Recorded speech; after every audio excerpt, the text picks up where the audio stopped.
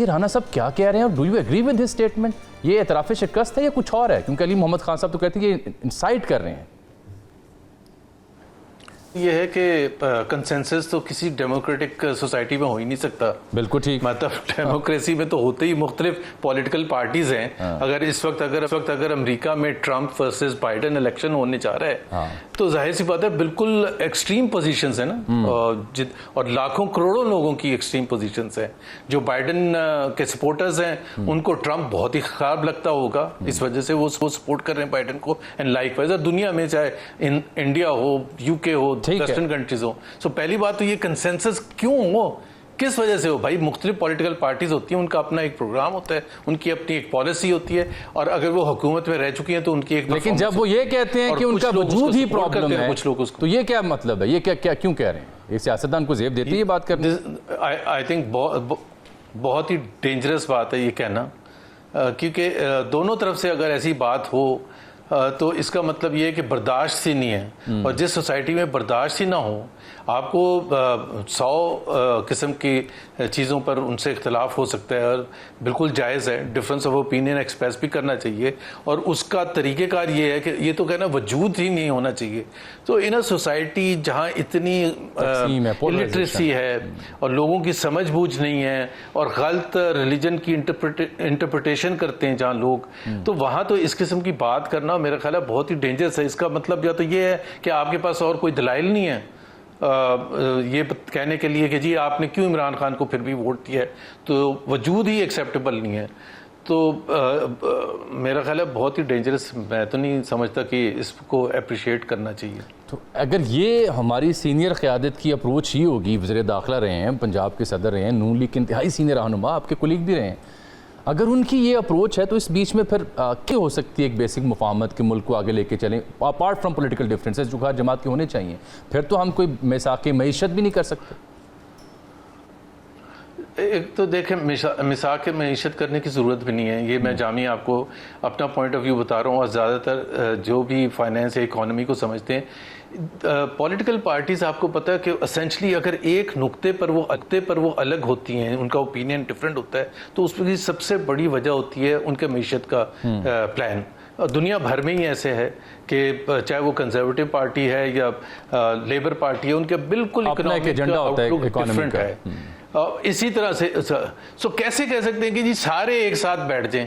میثاق جمہوریت الگ چیز ہوتی ہے, وہ ہوتا ہے فنڈامنٹلز پر کہ جی آپ کا آئین جو ہے یا تو اس پر سب کی کنسنسس ہونا ضروری ہے کہ جی آپ پارلیمنٹری سسٹم ہوگا یا جوڈیشری انڈیپینڈنٹ ہوگی, میڈیا انڈیپینڈنٹ ہوگی. لیکن آپ معیشت میں کیسے کہہ سکتے ہیں کہ سارے ایک ساتھ بیٹھ جائیں؟ بھائی ایک کا شوکت ترین کا آؤٹ لک ڈفرینٹ ہے, مفتاح اسماعیل کا ڈفرینٹ ہے. ایک ہی پولیٹیکل پارٹی ہے پاکستان مسلم لیگ نواز, اس میں آپ نے دیکھا مفتاح اسماعیل اور اسحاق ڈار کا زمین اور آسمان کا ڈفرنس تھا in terms of what should be done in the economic Irina.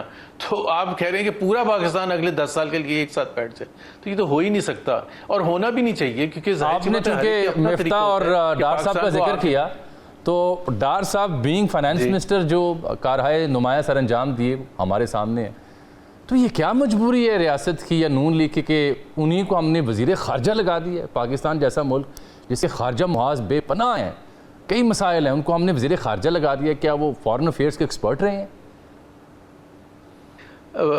بالکل بھی ایسا نہیں ہے. ایک تو یہ کہ ایک تو لیک آف آئی تھنک اس میں ہماری جو ٹاپ لیڈرشپ ہے, اور میرا خیال ہے تمام پولیٹیکل پارٹیز کی, وہ خارجہ امور کو ایسے سمجھتے ہیں کہ یہ کوئی اتنا امپورٹنٹ چیز نہیں ہے.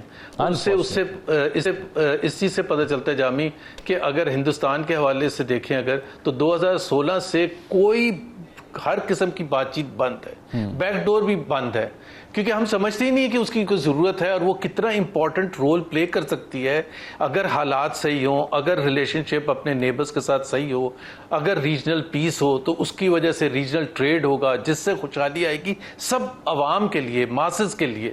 تو اگر آپ پیاز اور ٹماٹر امپورٹ نہیں کر سکتے انڈیا سے اور آپ نے بات چیت بھی نہیں کرنی ہے, تو فارن پالیسی ہے تو بہت سینسٹیو, اور اس کو سمجھنا اور آگے بڑھنا. اگر پی ایم ایل این میں کسی اور, میں کہوں کہ بہت اچھے لوگ تھے جن کو بنایا جا سکتا تھا. خرم دستگیر کی بہت سٹرونگ انسائٹ ہے فار ایگزامپل پالیسی کے حوالے سے, وہ سمجھتے بھی ہیں.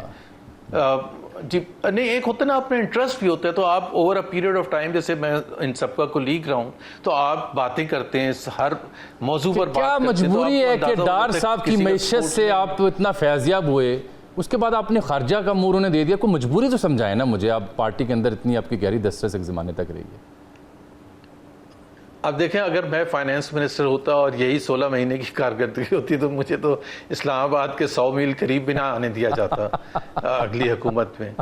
اور آپ نے جامی خود دیکھا بھی ہوگا کہ جب الیکشن کیمپین تھی تو چاہے میاں نواز شریف تھے اور یا دوسری لیڈرشپ تھی، تو وہ 16 مہینے کا ذکر ہی نہیں کرتے تھے، ذکر ہی نہیں کرتے تھے۔ وہ 2018 پر آ کے رک جاتے تھے، جب موازنہ بھی کرتے تھے عمران خان کی حکومت کی پرفارمنس کا، تو وہ اس پرفارمنس سے کرتے تھے۔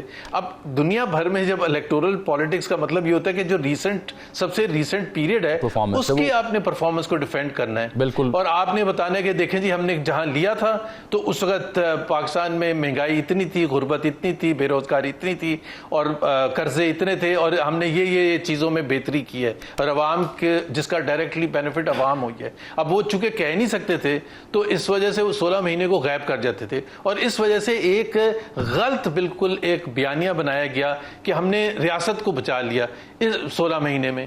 یار ابھی زبردستی آپ ایک بیچ میں لے کے آ گئے کہ ریاست کو بچا لیا، کہ IMF کا ہم اگر نہ ہوتا اینڈ میں جا کے تو وہ ڈیفالٹ ہو جاتا۔ اب جب آپ کے پاس اگست 2022 میں، ایک تو میں وہ بھی نہیں ایکسیپٹ کرتا کہ 2022 میں اس وقت پاکستان ڈیفالٹ کے نہج پر تھا، کیونکہ اس سے نمبر سے جامع پتہ چلتا ہے۔ اچھا